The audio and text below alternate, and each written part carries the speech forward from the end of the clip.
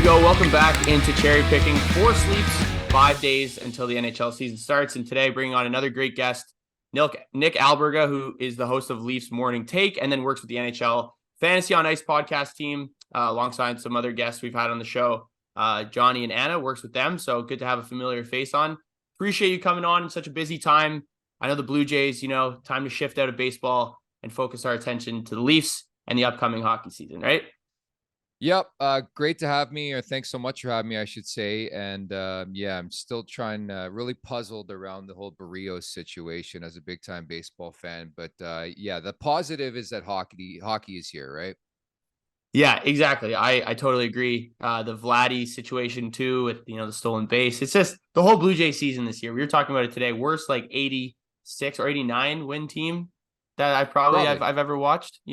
So super puzzling. But today we're talking league winners for your fantasy hockey leagues, like valuable players that we think can help you kind of win your league or solidify a really important role on your team. So we each have 3 guys.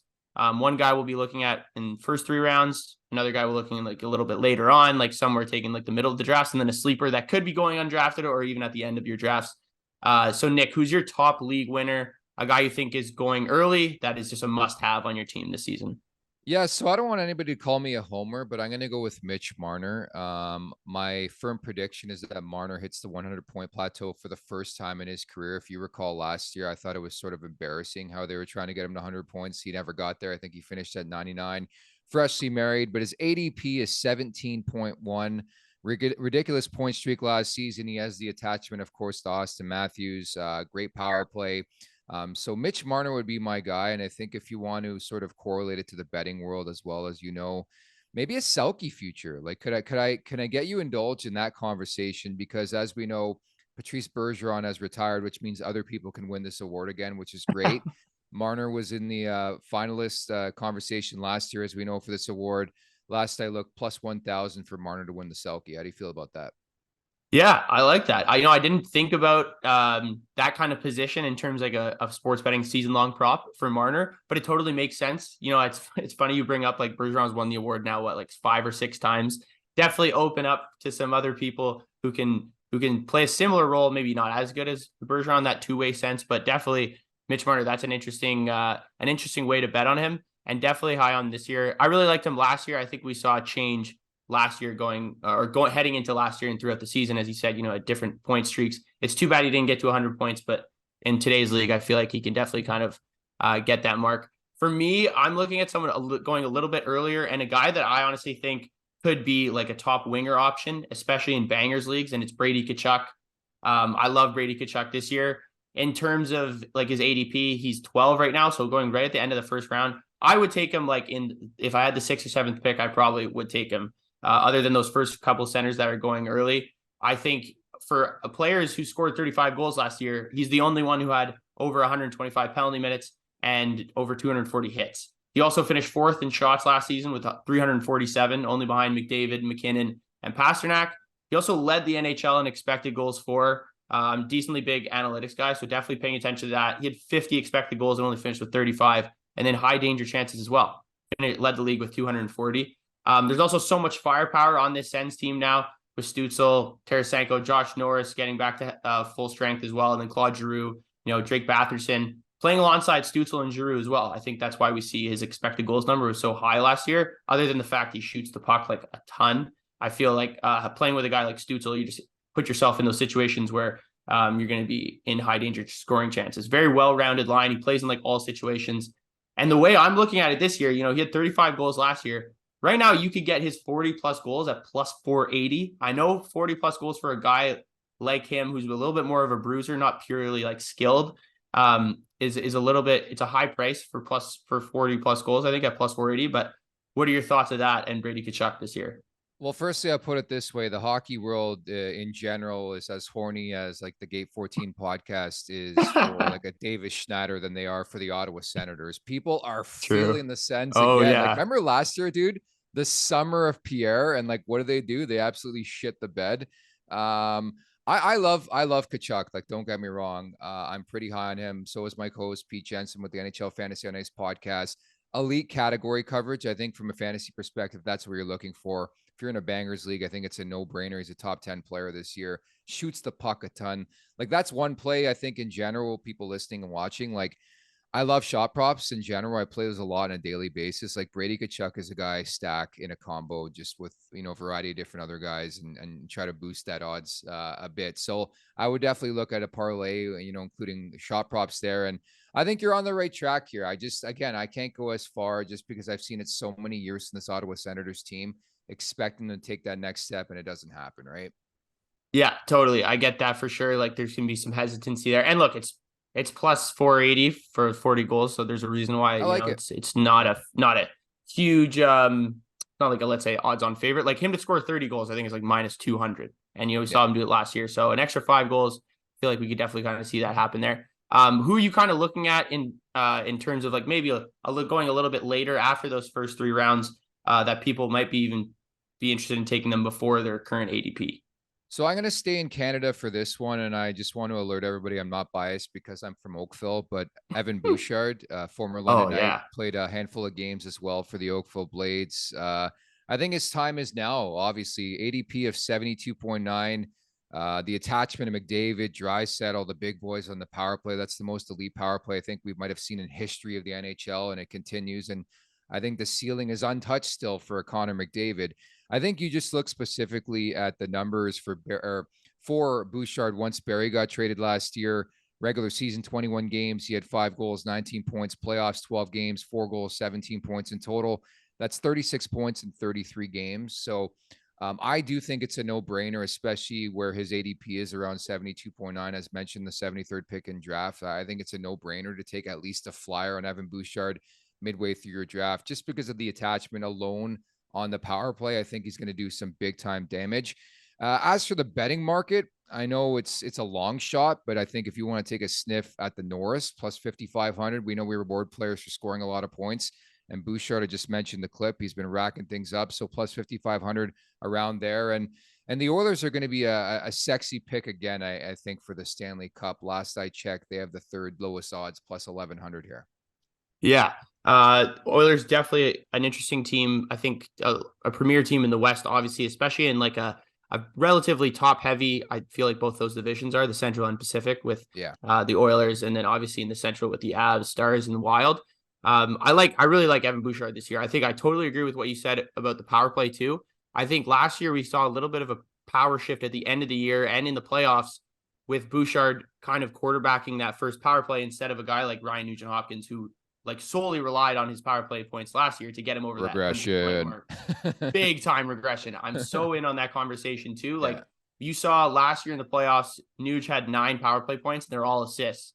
Bouchard had, what'd you say? I think he had 14. He finished with 4 goals, 9 assists or something like that, or 13 power play points. So I do really like Bouchard this year. And he also gives you the other ability of, hits and blocks. Like, he doesn't leave that apartment totally empty. So you're kind of getting a 5-tool fantasy player there. So agree there. The Norris, it could be a little bit of a stretch, but you're right.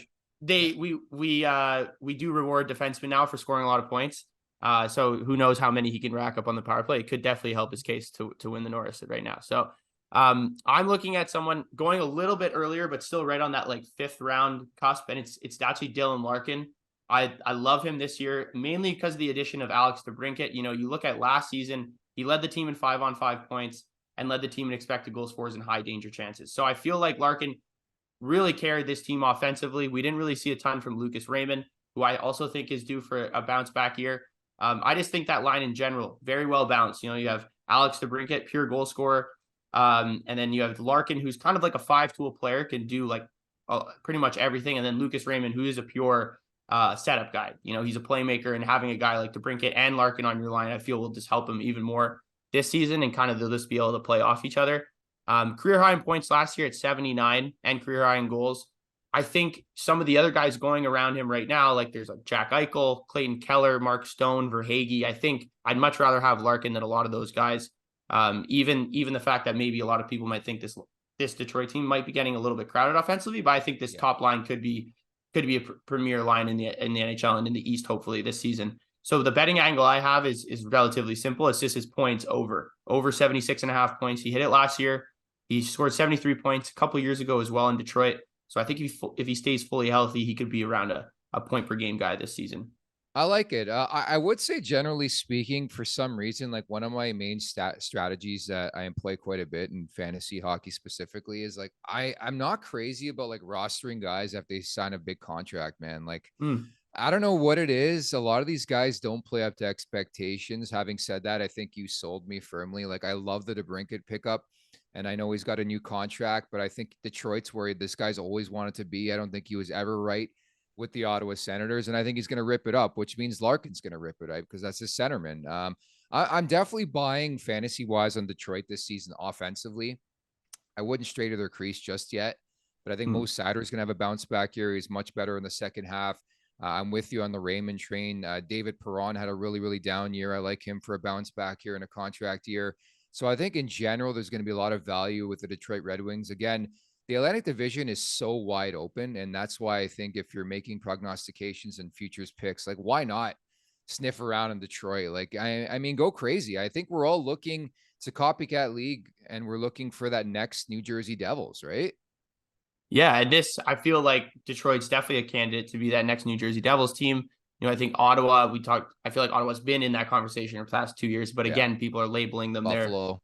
to Buffalo 100%. There's definitely a shift going on here. I think Tampa or Florida, one of these teams is going to have a little bit of a down year. It seems a little bit starting to see a little bit more obvious in terms of Tampa having a bit of a down year, just considering everything happening. Vasi's hurt, the contract turmoil with Stammer. Yeah. They're not as deep as they were when they won these Stanley Cups, especially on defense. So I think there could be a little bit of a shift there. So looking that direction, Detroit overall, I would agree with you Yeah. in terms of value is a good look. So who's your top sleeper, I would say, this year? And even if he's going undrafted, I feel like it's important, guys. Like you have to realize if you're taking guys at the end of your drafts, like even if he's 2 or 3% drafted only, he could still be valuable. And I think there are definitely some players who are in that kind of window. I'll tie this player in as something I just wanted to add to. I think Yeah. John Cooper's in play for the Jack Adams this year. Okay. If there's a season for John Cooper, it's pretty crazy. Like this guy, for my money, is the best coach in hockey right now, and he's never won this award. What better than to lose your number one goaltender for 2 months? So I think he's in play for sure. And I'm going to piggyback off that. A guy who was drafted by the Tampa Bay Lightning, now with the Colorado Avalanche. American Pie Reunion has to be one of the more underrated movies. And I love reunions in general, although I still haven't had my high school one. But Jonathan Drouin is my pick. He's with Colorado. Big reunion with Nathan MacKinnon, his old dance partner from the QMJHL. They're playing on a line. I actually had a conversation, not to name drop, but with Mark Mosier, the TV play-by-play voice. Like we randomly talked on the phone the other day. And I'm like, "How's Drouin looking?" And he's like, "Nick, he looks really, really good," which is a breath of fresh air considering the season he came off where he was just absolutely dreadful. And I mean dreadful. He had 2 goals in 58 games and 27 assists, so 29 points in 58 last year for Drouin. I think it's a safe over there. Again, a lot of this is contingent on him sticking on that line, but there's a reason they brought him in. They want to make MacKinnon happy. So, like, this is definitely a guy, his ADP of 170.8. So a deep sleeper at that. But I think you can find extreme value in looking at a player like him. And also Connor Brown with Edmonton, I would throw in that conversation too. And also a reunion for him with his former Erie Otters line mate, Connor McDavid. Yeah, I couldn't agree more on both of those. Drouin's been a guy I've been talking about for a really long time. Even when McKinney went back to Halifax for his jersey ceremony, and he even said to like the local newspaper there, like, "Yeah, we're playing on a line together. We're starting on a line together." So you can have that kind of confidence in knowing that the fact that Drouin's going to be given his shot. He's been given his shot in other places. The last couple of years, obviously, hasn't gone his way, but the first 3 seasons, he was still always hovering around that 40 to 50 point range. So where you're getting the value in here, I think you'll see some success here, especially with just looking at wingers in the past who have played alongside MacKinnon, like Burakovsky. Not that I'm going to put them at the same level right now, but yeah. Burakovsky was a top 30 winger when he was playing alongside Nathan MacKinnon when he was still in Colorado, and obviously we've seen how Rantanen's been over the past couple of years. So Drouin could definitely get somewhere in between, I would say, that level of play, and could not agree more with that sleeper pick. Someone you could definitely be taking at the end that a lot of people aren't paying attention to right now. So, Yeah, they just I would just add too. McKinnon boosts everybody. Look what he's yeah. done to Val Nichushkin's career. I mean, our Terry Lehkonen comes in there. All of a sudden, he's a point producer. They got Thomas Tatar in the mix. I like Colorado quite a bit. I didn't mention the betting aspect I Yeah, would look at go from for the it. Avs point of view. Plus 850, third lowest odds to win. I like or actually they have the highest, or excuse me, they have the lowest odds to win the Stanley Cup this year. I should clarify that. They're my pick to win the cup, but I still like them at plus 850. Plus 140 to win the Central Division. I won't lie, I'm all about Colorado this season. I like them quite a bit. I'm a believer in Alexander Georgiev. I took a flyer on him to win the Vezina Trophy this season. McKinnon to win the Hart Trophy. Makar to win the Norris. Like I'm all about them. It is a theme with my betting picks this year. Yeah, just all in on every single Pretty aspect you can much. get down on Colorado. Yeah. I love it. You got to. Hey, if you have a strong belief in one team, you might as well bet on all their players. One of them is probably gonna end up panning out. I like the Exactly. Georgiev. You like the Georgiev thought too, because he's gonna rack up the wins for sure. Yeah. So if he plays enough and Francouz isn't getting in his corner there, kind of, or taking some starts, I Yeah. feel like he's definitely a good option there. I'm looking at a guy going a little bit earlier as well. As ADP is 125, so 10th to 12th round, I would say is where this guy is going. And a lot of the mock drafts I've done, he still goes undrafted. And that's Jonathan Huberdeau on the Calgary Flames. Obviously last year was just an absolute disaster for Huberdeau. There's no really getting around that. 60-point dip. It's the lowest point per game drop in the cap era, and certainly in his career's lowest point per game season we've seen. So the expectations for the Flames this year aren't that high though. I think they're actually relatively low. I think that's perfect for Huberdeau. He gets another year to kind of get comfortable in Calgary as well. There's a new coach in Ryan Huska. I think that's a huge thing here. I don't think he really fit well with Daryl Sutter, even though he had some pretty good words to say about Huberdeau. He said he's one of the best passers he's seen. Still didn't really give him a huge opportunity. One really interesting thing I found from going over Huberdeau's numbers, when he was in Florida where he had that 115-point season, he started 80% of his shifts in the offensive zone. With Calgary last year, it was just 60%. So I feel like Sutter didn't really use him in the way that we've seen him been used in Florida. I feel like Huska is going to maybe hone in on that and change it a little bit. We've also seen a lot of different players kind of not do too well with Daryl Sutter than after their first year, or with their first year after him have been awesome. Kopitar is a perfect example. Last year with Sutter, he had 55 points or 52 points. His first year after Sutter, he had 92 points. So I'm not saying Huberdeau is going to get we're going to see a 90-plus point season. It's a possibility because we've seen him do it before. But I think 80-plus is really realistic. And right now you can bet on him to have over 79.5 points at plus 135. I think that's pretty solid value. One important thing I always do when looking at just player props in general, especially on sportsbooks, and when I'm kind of trying to correlate it with fantasy hockey, like Larkin's points is at 76.5. If Huberdeau's over 79.5 numbers at plus 135, there's no reason why he should be going that much later than Larkin in drafts too. So I feel like you could definitely look at it in that way. I think Calgary's going to have a little bit of bounce back here. I think bringing in a new coach and maybe just a new system in general will kind of help. So Huberdeau definitely top of my list in terms of a sleeper right now. Hammer the over on that. I couldn't agree more. So lists are so subjective, but the top 250 I put out for daily faceoff in early September, I had Huberdeau at 45. So I feel way stronger than anybody on Huberdeau, like you just mentioned, at 125. I'm ready to jump on this guy in the top 50. There's just no way that happens again. He's been a premier contributor in the NHL. I get it. He's with Florida. But the one player I hung my hat on last year and I had faith in was Dougie Hamilton and a bounce back, and he was an absolute beast. So my one player this year I'm really, really backing, hope he doesn't let me down, is Jonathan Huberdeau. So I would definitely take the over in points there. And I wouldn't be shocked if he finishes the season as a top 50 overall fantasy player. I feel that strongly about him. Yeah, I'm with you there in terms of, I just think it's like you said, it just doesn't make sense with how the style he's played. I don't know what happened last year fully, but there must have been something else that was going on. Just this Calgary team in general, just wasn't putting the puck in the back of the net.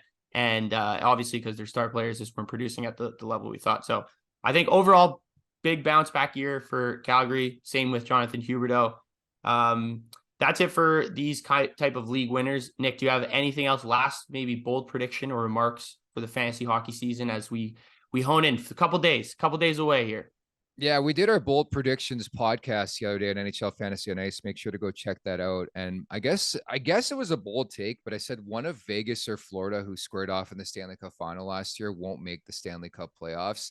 I think Boston's going to make it. I think the sexy pick right now is that Boston's going to miss.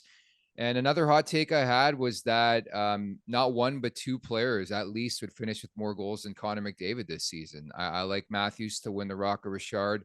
I think Draisaitl scores more than McDavid, and I think McDavid rips it up, but I think he takes more of a back seat. Like, to me, this is more of like his Crosby season where he flexes his muscles and says, you know what, like, I'm the best ever. I'm the best player right now too. And I'm going to win this award because I don't have it on my mantle yet. Yeah, I like the Matthews pick there to win the Rocket as well. I feel like people aren't realizing that this guy's easily scored 40 or 40 or more goals in like 5 of his 7 seasons now already. So McDavid, I think a little bit of anomaly last year was scoring his 61 goals. I don't think that's going to happen every year. So I like those predictions. I'm in on Florida. I think one of the teams in Florida are going to miss the playoffs, whether it be the Panthers or the Lightning. I think that's a fair prediction. Nick, I appreciate you coming on, man. We'll have to do it again at some point, but definitely go check out Nick on the NHL Fantasy on Ice podcast and his Leafs podcast that he's hosting as well every day. So be sure to like, comment, and subscribe. Let me know what you guys thought of our league winners upcoming fantasy hockey season, and I'll see you guys next time.